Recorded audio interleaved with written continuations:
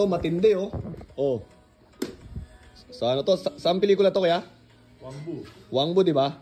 Ayan, Oh. ayan yung ano pa, Saan? mga nilagay na Jobus? squib para sa yung tinatambala na si Wangbu nung last part nung movie.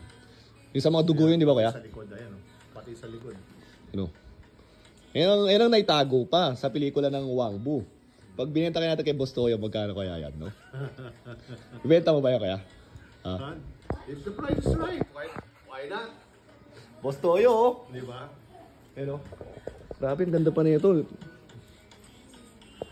Di ba? Wangbu. Hinala ko yung sa Totoy Mola, yung tinatanong nila eh. Yung kumot eh.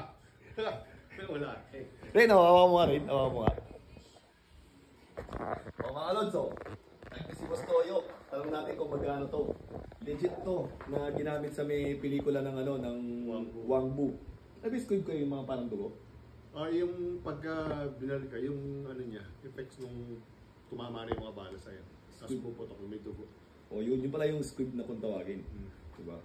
O. Mga Lods, by the way, follow nyo pala si Kuya sa TikTok niya.